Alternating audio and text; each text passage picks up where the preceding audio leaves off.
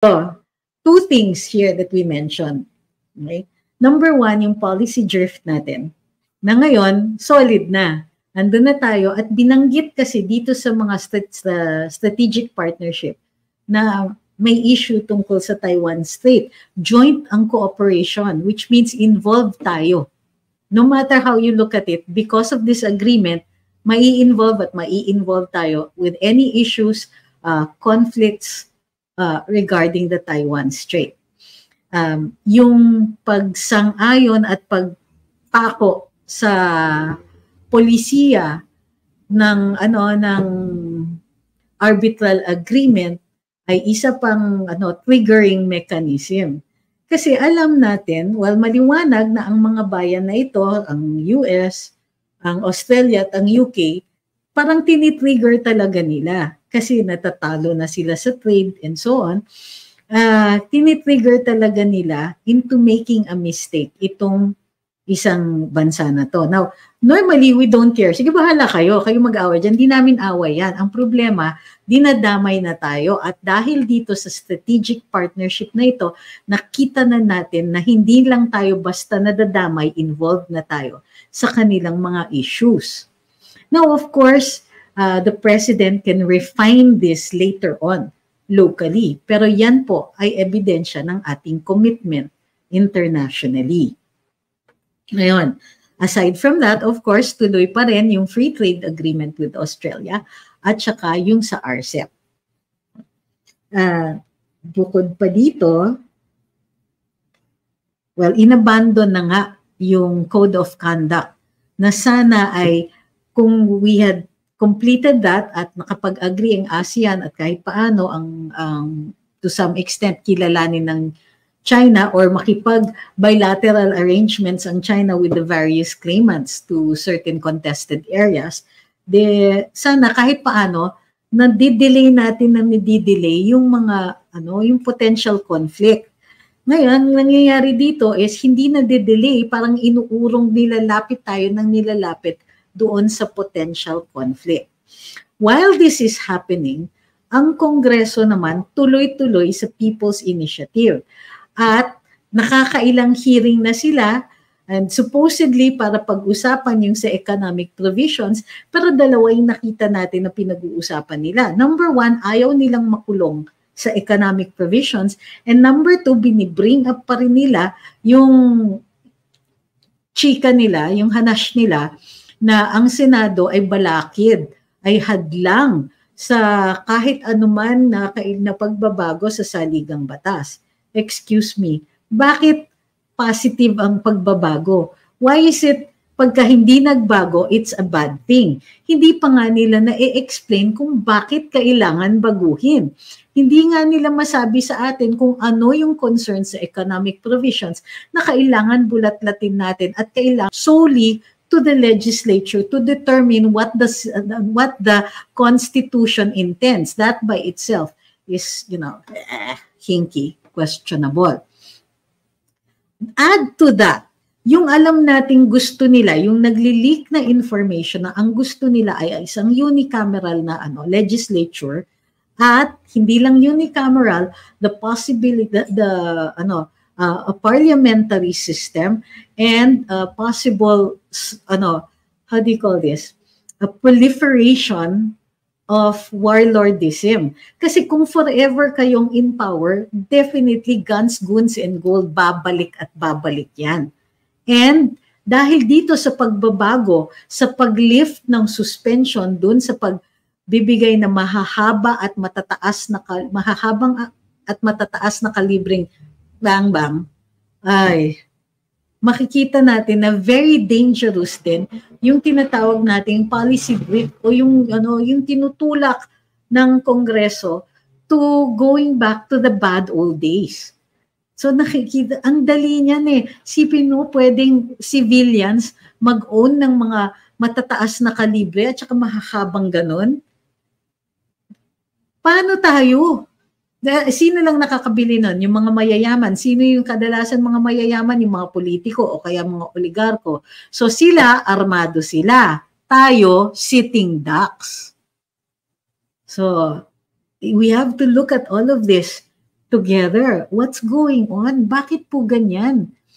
And alam natin maraming may gusto ng ganong klaseng protection. Kasi tumataas na naman ang criminality. Syempre tataas ang street crimes. Tataas yung tinatawag nating index crimes. Kasi pag nakikita mo yung sa taas nagnanakaw, parang lahat pwede. Thank you kay license. But it's like an open invitation. Well, we're doing this.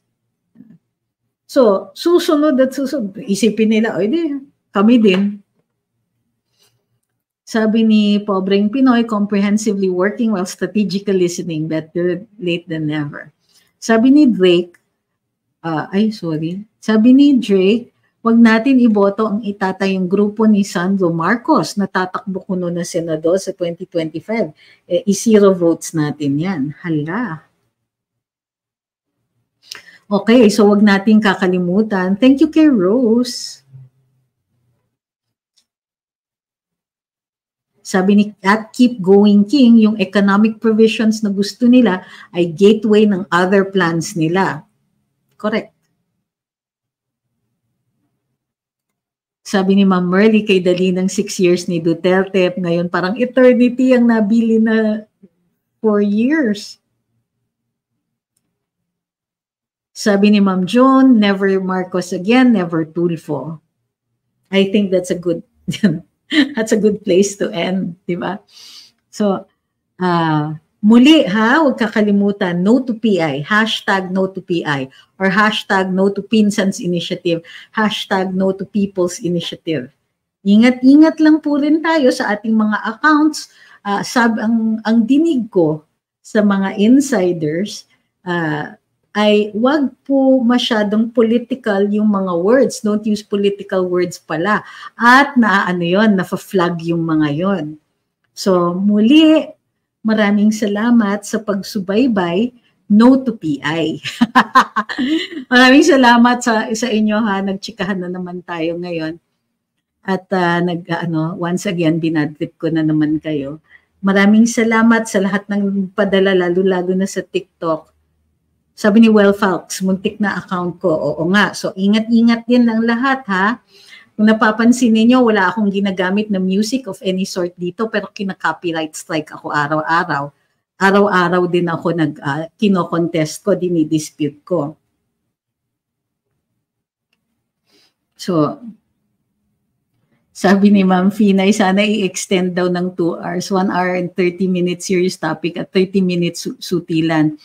Well, actually, pwede na kayong makipagsutilan ngayon. Pwede, may 10 minutes tayo. Gusto nyo sutilan? Sige. Meron ako.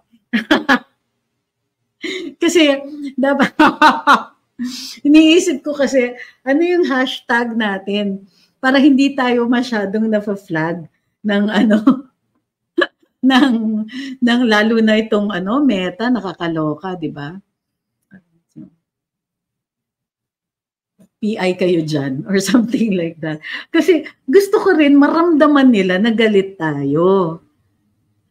Sabi ni Ma'am Florenda, naglarally na sa SMNI. Sabi ni Jenny Rose, no to PI sa Taiwan.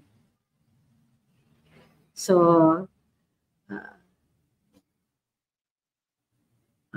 sino ba yun?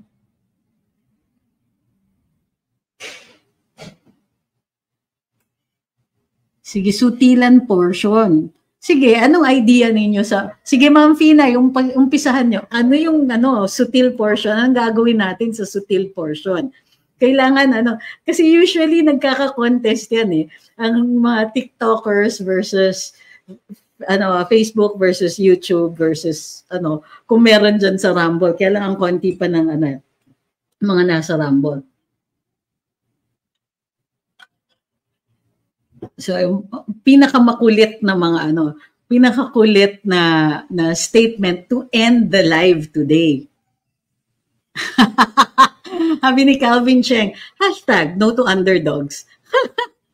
Sabi ni Ma'am Bicolana, need mo na po ipa-verify mga social media accounts nyo para di madali magurguro. Oo nga eh. Opo, sige, I have to do that. Kakatamad. So, Sabi ni Celinophile, akala ko po talaga, hey, pink supporter po kayo. What? Naku, galit na galit sa akin ng mga pinks, kahit yung mga kaklase ko from law school. Galit na galit sila sa akin during elections. Dahil, di ba, ang kulit ko rin kasi, and to be fair to them, ang kulit kasi sa kandidato nila. Na ano ko si Isian, sabi niya po niyatang initiative yan. Which is actually, nakakatawa. Alam niyo ba na yung PI na PI talaga, yung mura, hindi yung although kamura-mura yung isa. Sabi ng Supreme Court in 1968 ay hindi daw po yun, libelous at hindi po yun, damaging. It is an expression of frustration. Ewan ko lang dito sa social media kung tinatanggap nila yung 1968 resolution ng Korte Suprema. Sabi ni Celinophile, parehas pala tayo ng political view. Nice. Pero ang dami nating kaaway. Sabi ni... Oh my gosh, kung aso sila na may breed. Oh my gosh, wag naman. Hindi mo pera yan from Taiwan. Team Live always. More power. Sabi ni Ma'am Jenny Rose. Uy. So, wala tayong pinakamakulit. So, panalo pa rin yung panalo pa rin na, sino ba yung sinabihan ko kanina? Ay, no to underdogs. Hashtag no to underdogs. Panalo pa rin ang YouTube. Sabi ni Darkus, mananalo si Tamba dito sa Tacloban. Alang kalaban, tuloy ang ligaya. Well, usually naman, walang kalaban siya, di ba?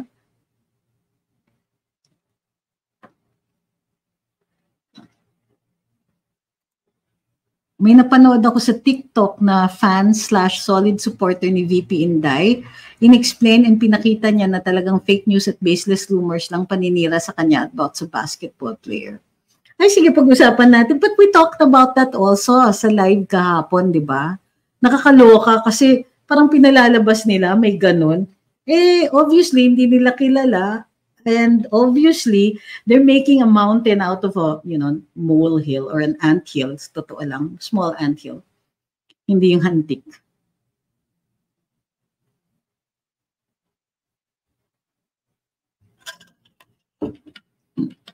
Sabi ni Jeff, let's be kind to dogs. Huwag silang i-compare sa dogs. Oo, totoo yan. Kasi naglalag na po. Mukhang pinabababa na po tayo. So, paulitin ko lang po ang sabi dito sa TikTok, ni Jeff, let's be kind to dogs. Huwag silang i-compare sa dogs because, and ito dagdag na, because dogs are loyal and trustworthy. And when they have to lead other dogs, they can natural leaders yung marami sa kanila. And yes, tomorrow pag-usapan natin yung prayer rally and let's see then, mapanood din yung nasa meron pala sa Senado bukas. I'm going to be busy tomorrow. O nga pala, bago tayo magtapos, bukas ang live natin will be carried by doon tayo sa DZRJ. We'll be taking over the 7 to 8 p.m. slot ng kina Doc Ethel, Pugad Vloggers. So we'll be on Pugad Vloggers tomorrow. And I hope you all join me. Doon tayo magsuti. We will talk about, kasi wider audience yan, kailangan makilala or marinig ng ating mga nakikinig sa radyo yung tungkol dito sa No to PI. And of course, dadagdag din natin yung mga issues that will be raised in tomorrow's rally ng SMNI as well as yesterday's. Okay? Si Leo, sabi niya, matagal na daw siya nanonood pero hindi siya nag-comment. Maraming salamat, nag-comment na daw na kayo. Hi kay Ma'am Chi. So, thank you very much everybody. Tulog tayo ng maaga.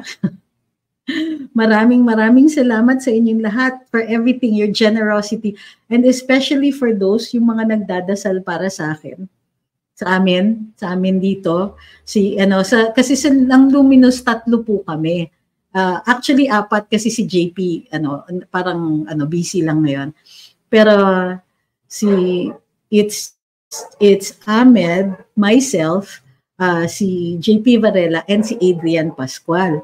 So, suportahan niyo na lang po kami dito sa Luminous. Maraming salamat sa inyo. Yung likes and shares ninyo, malaking bagay po.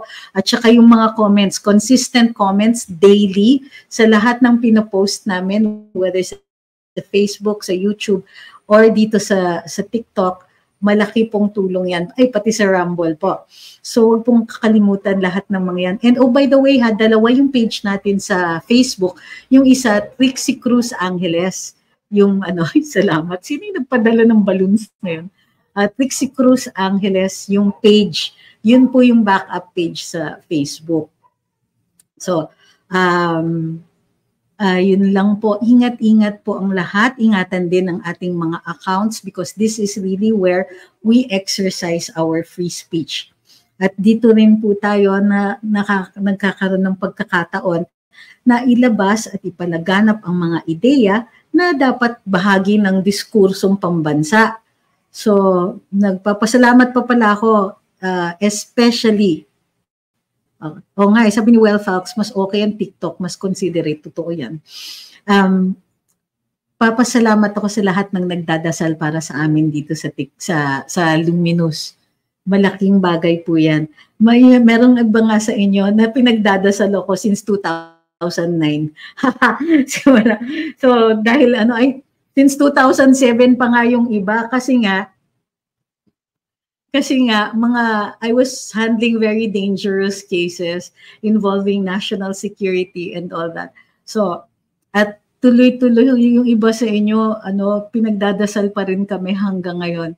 So nagpapasalamat ako doon kasi alam nyo, para sa akin, you could have just prayed for yourself, pero nasasama kami sa inyong good thoughts and good intentions and prayers. Kung kaya taus-puso ako nagpapasalamat para dito sa mga dasal niyo sa amin. Maraming salamat po sa inyo. Para doon naman sa hindi nagdadasal, thank you for everything else. Kahit yung mga sparing a good thought for us. Maraming salamat po sa inyo. And we're not perfect here. We have all our faults, and in spite of that, nakakapagtsikahan pa rin tayo, nakakapagsutilan, at saka nakakapag-discuss ng mga issues of national concern. So maraming salamat po sa inyo. Akala nyo kayo yung tumatalino, pero sa totoo lang, kami din dito. As much as you benefit, kami din. Just by your mere presence, malaking bagay po yan sa amin. So